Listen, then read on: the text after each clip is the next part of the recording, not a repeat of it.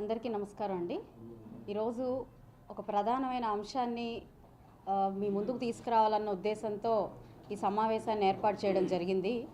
నిన్నటి రోజున మనకి ఒక 2-3 రోజుల నుంచి సైక్లోన్ ప్రభావిత ప్రాంతాల నుంచి ఇబ్బందికరంగా ఉన్న వాళ్ళందరికీ, రీహాబిలిటేషన్ సెంటర్స్లో ఉన్న వాళ్ళందరికీ కూడా రాష్ట్ర ప్రభుత్వ దిశానిర్దేశం మేరకు అత్యవసర సరుకులన్నీ కూడా పంపిణీ చేయడం జరిగింది.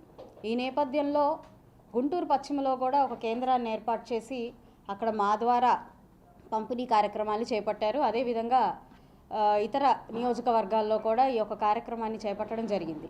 అయితే ఈ కార్యక్రమాల్లో ప్రధానంగా మేము గమనించింది ఏంటంటే, ఇది ఈస్ట్లో జరిగిన ప్రజా పంపిణీ. నిన్న ఇదేమో వెస్ట్లో జరిగిన ప్రజా పంపిణీ. ఇక్కడ నేను మీ ముందుకు తీసుకొస్తున్న అంశం ఏంటంటే, అధికారులు ఎందుకు విభజించు పాలించు అనే కార్యక్రమాన్ని చేపడుతున్నారు అన్నది ఈరోజు నా ప్రశ్న.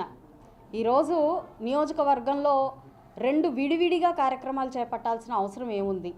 ఒక పక్కన మేయర్ గారు, కమిషనర్ గారు వెళ్ళారు, ప్రజా పంపిణీలో వాళ్ళు భాగస్వాములు అయ్యారు. ఇటు ప్రజాప్రతినిధిగా మాకే ఒక్క ఇన్ఫర్మేషన్ లేదు. అదేవిధంగా మాకు ఒక డైరెక్షన్ ఇచ్చారు, ఒక కేంద్రం దగ్గర ఈ ప్రజా పంపిణీ చేయాలి అని అడిగారు. మేము అక్కడికి వెళ్ళాము. అక్కడ నేనున్నాను కానీ కమిషనర్ గారు కానీ మేయర్ గారు కానీ రాలేదు. బ్యానర్లు తీసుకుంటే వెనకాల బ్యానర్లు కట్టారు. ఈరోజు ప్రజాప్రతినిధులు బ్యానర్లో ఉన్న ప్రోటోకాల్నే చూసుకోవాలా, లేకపోతే వస్తున్న అధికారులను చూసుకోవాలా, లేదంటే దీన్ని ఏ విధంగా డిజైన్ చేస్తున్నారు అన్నది ప్లాన్ మేమే చూసుకోవాలా అన్నది ఇక్కడ పెద్ద క్వశ్చన్ అయిపోతుంది.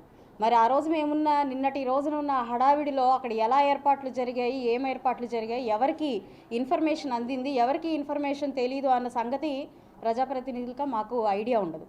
కానీ కార్యక్రమం అయిపోయిన తర్వాత మాత్రం సామాజిక మాధ్యమాల్లో అనేక రకాలైన పోస్టులు, అనేక రకాలైన ఫోటోలు మనకి తిరుగుతూ ఉన్నాయి. వాటిల్లో భాగంగానే ఈరోజు ఇవి నేను చూసినప్పుడు చాలా చాలా ఇబ్బందిగా, చాలా బాధగా అనిపించింది నాకు. ఇలా 2 సార్లు విడివిడిగా ఏర్పాటు చేయడానికి కారణం ఏంటి? అదేవిధంగా బ్యానర్లో మేయర్ గారు పంపిణీ చేస్తున్న బ్యానర్లో ఎంపీ గారు కానీ, స్థానిక ఎమ్మెల్యే గారు కానీ లేరు. అదేవిధంగా నేను పంపిణీ చేస్తున్న బ్యానర్లో మోడీ గారు కానీ, నగర మేయర్ గారు కానీ, లేదంటే అక్కడున్న లోకల్ లీడర్లు కానీ ఎక్కడ కూడా మనకి ఆ ఫోటోలు కనిపించట్లేదు. అంటే ఏ మెసేజ్ మనకి ఈ అధికారులు అందరూ ఇవ్వదలుచుకున్నారో నాకు ఈరోజు వారి దగ్గర నుంచి నేను ఒక సమాధానాన్ని కోరుకుంటున్నాను.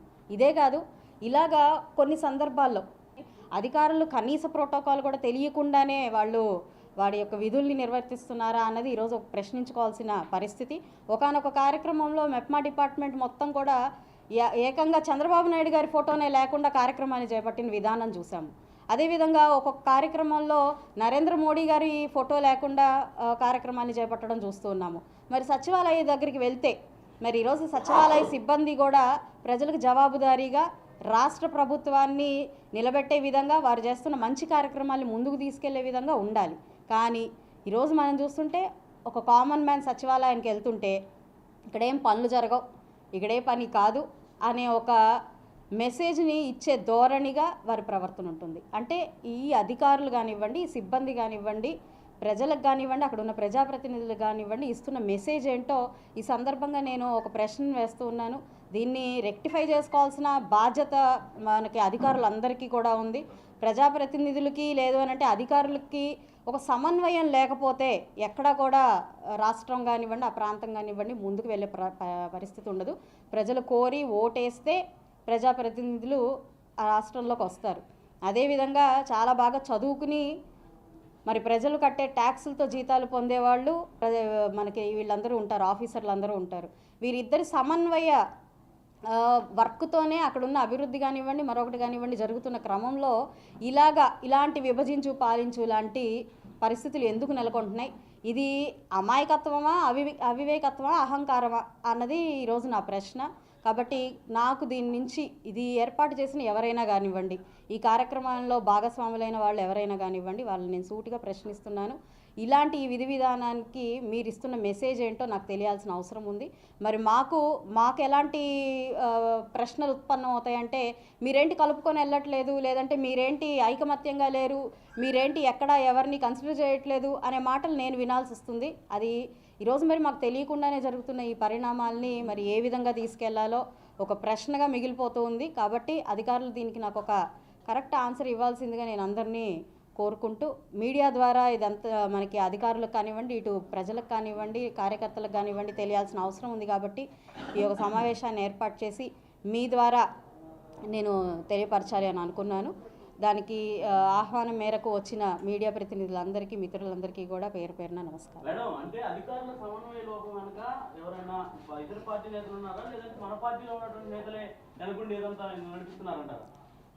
అదేనండి క్వశ్చన్ నేను వేసాను, ఆన్సర్ వాళ్ళు ఇవ్వాల్సి ఉంటుంది. దాని వెనకాల రీజన్స్ ఏంటి, ఎవరు కారణాలు, లేదంటే నిజంగానే అమాయకత్వంలో ఉన్నారా, లేదా ఇంకా కూటమి ప్రభుత్వాన్ని అధికారులు యాక్సెప్ట్ చేయట్లేదా అన్న విషయాన్ని మరి వాళ్ళే క్వశ్చన్ చేసుకొని దానికి ఆన్సర్ ఇవ్వాల్సిన అవసరం మాకుంది. ఈ అధిష్టానం దాకా వెళ్ళడం కోసం మాత్రమే ఈరోజు ఈ మీడియా సమావేశాన్ని ఏర్పాటు చేశానండి. నేను అధికారులు అని అంటే ప్రతి డిపార్ట్మెంట్లో చూస్తున్నామండి. ఇందాక నేను మెప్మా గురించి చెప్పాను. అంతా మరి మెప్మా డిపార్ట్మెంట్లో చేస్తూ నారా చంద్రబాబు నాయుడు గారి ఫోటో లేకుండా కార్యక్రమాన్ని చేపట్టడం కానివ్వండి, మరి మోడీ గారి ఫోటో లేకుండా కొన్ని కార్యక్రమాలను చేపట్టడం, అది అంటే అంత మర్చిపోయి ఎంత ఉన్న పళంగా చేస్తున్నా కూడా నేను అడిగినప్పుడు వారు ఇచ్చే సమాధానం ఏంటంటే హడావిడి అయిపోయిందండి. హడావిడి అయిపోయినంత మాత్రాన మనకి నాయకుల్ని మర్చిపోతున్నామా, స్థానికంగా ఉన్న ప్రజాప్రతినిధులు మర్చిపోతున్నామా అన్నది ఇక్కడ ప్రశ్న. 2 సార్లుగా అసలు ఒక కార్యక్రమాన్ని చేయాల్సిన అవసరమే ఉంది. ఇది గవర్నమెంట్ కార్యక్రమం. గవర్నమెంట్ కార్యక్రమంలో అటు మనకి సిబ్బంది, ఇటు అదేవిధంగా డిపార్ట్మెంట్ వాళ్ళు, ఇటు ప్రజాప్రతినిధులు అందరూ కలిసికట్టుగా చేస్తే సరిపోతుంది కదా. దానికి 2 కార్యక్రమాలుగా ఏర్పాటు చేసి ఎవరికి వారు చేసుకోవాల్సిన అవసరమే ఉంది. దీని వెనకాల ఉన్న ముఖ్య ఉద్దేశం ఏంటి, ఇది ప్లాన్ చేసిన అధికారులు ఎవరో కూడా మనకి తెలియాల్సి ఉందండి.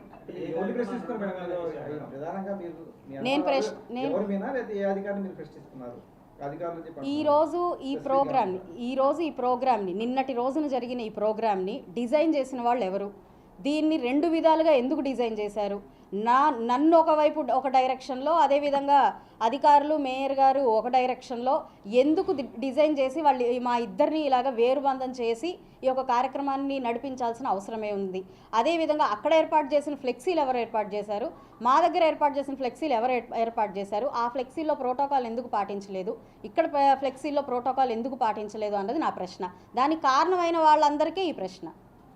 ప్రతిసారి మీరు నియోజకవర్గంలో సమస్యలు వెలుగుతున్నారు, ఒక సమస్య కూడా పరిష్కారం అవ్వట్లేదని మీరు ప్రతిసారి కౌన్సిల్ చెప్తున్నారు. దాని మీద ఏమైనా అధిష్టానం దృష్టి తీసుకెళ్తారని? 100% అండి. ఈరోజు కౌన్సిల్ సమావేశాలు కావచ్చు, లేదంటే మీడియా ద్వారా వెళ్తున్న సమాచారం కావచ్చు, ప్రతి ఒక్కటి కూడా పైన గమనిస్తూనే ఉన్నారు. ఏదైనా ప్రజల కోసమే ఇటు అధికారులు ఉన్నా, ప్రజాప్రతినిధులు ఉన్నా ఈ సమన్వయంతో ముందుకు వెళ్తే పరిష్కారం అవుతాయే తప్ప ఎవరికి వాళ్ళు ఇది మా సమస్య కాదు అని వదిలేస్తే మాత్రం ఏ సమస్యకి పరిష్కారం రాదు. గుంటూరు పశ్చిమ నియోజకవర్గంలో ప్రధానంగా చాలా సమస్యలున్నాయి. వాటి మీద నుంచి ఎప్పటి నుంచో 1.5 సంవత్సరం నుంచి కూడా పోరాటం జరుగుతుంది. వాటన్నిటికి కూడా సత్వరమే పరిష్కారం రావాల్సిన అవసరం ఉంది. ఇది అధికారుల సమన్వయంతో వారి యొక్క నిబద్ధతో మాత్రమే అయ్యే పని. కాబట్టి వారు అందరూ కూడా దీన్ని సహృదయంతో అర్థం చేసుకొని ప్రయారిటీ వైజ్, నేను లాస్ట్ టైం కూడా కౌన్సిల్లో అడిగాను, వర్క్స్ ప్రియారిటీ బేస్డ్ వెళ్ళండి, ఇక్కడ ప్రజలకి నిజంగా ఇబ్బంది పడుతున్న అంశాల మీద దృష్టి పెట్టండి, వాటిని ముందుకు తీసుకెళ్ళండి, ఒక సొల్యూషన్ ఇవ్వండి అని చెప్పి పదే వాళ్ళని కోరడం జరుగుతుంది. అయితే కొన్నిటి మీద వారు దృష్టి పెడుతున్నారు, మరి కొన్నిటిని ఉపేక్షిస్తున్నారు. అది వాళ్ళు అర్థం చేసుకొని ముందుకెళ్లాల్సిన అవసరం ఉందండి.